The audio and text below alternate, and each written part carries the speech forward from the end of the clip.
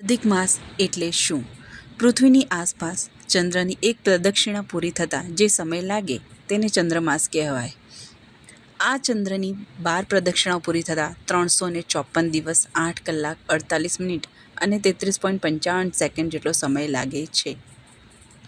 પૃથ્વીની સૂર્યની આસપાસ એક પ્રદક્ષિણા પૂરી થતાં તે વર્ષ કહેવાય છે. એને 365 દિવસ 5 કલાક 48 મિનિટ 47.5 સેકન્ડ જેટલો સમય લાગે છે.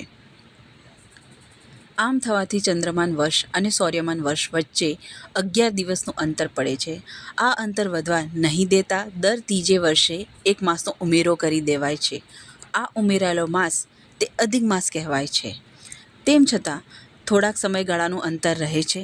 તે ટાળવા માટે 141 વર્ષ પછી ક્ષય માસ આવે છે અને કારતક, માગશર કે પોષ મહિનાનો હોય છે.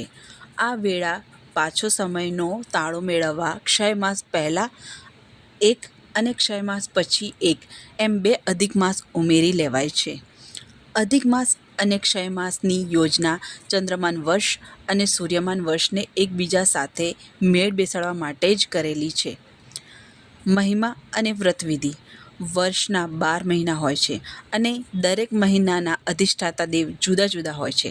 12 મહિનાઓના અધિષ્ઠાતા વરુણ, સૂર્ય, ભાનુ, તપન, ચંડ, રવિ, ગભસ્તી, અર્યમા, હિરણ્યરેતા, દિવાકર, મિત્ર અને વિષ્ણુ આ 12 સૂર્ય હોય છે.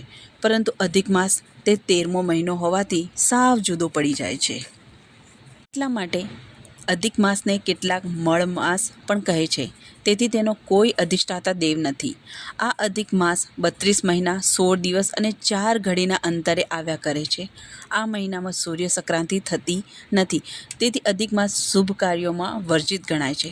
લોકોની ઉપેક્ષા અને મળમાસ જેવા હલકા સંબંધોનાથી અધિક માસને અપાર દુઃખ થયું. તે મનમાં ને મનમાં દુભાવા લાગ્યો. છેવટે તેણે ઉપાય સૂઝ્યો અને ભગવાન શ્રી કૃષ્ણના ચરણે ગયો. ભગવાને અધિક માસની આપવીતી સાંભળી અને તેને પોતાને શરણે લીધો. એટલું જ નહીં પણ ભગવાને તેને વરદાન આપ્યું કે તું મારે શરણે આવેલો હોવાથી મારો ભક્ત છે. હવેથી તારી કોઈ નિંદા કરશે નહીં અને તારા સમયમાં જે કોઈ પુણ્યદાન કરશે તેને સૌથી અધિક ફળ પ્રાપ્ત થશે.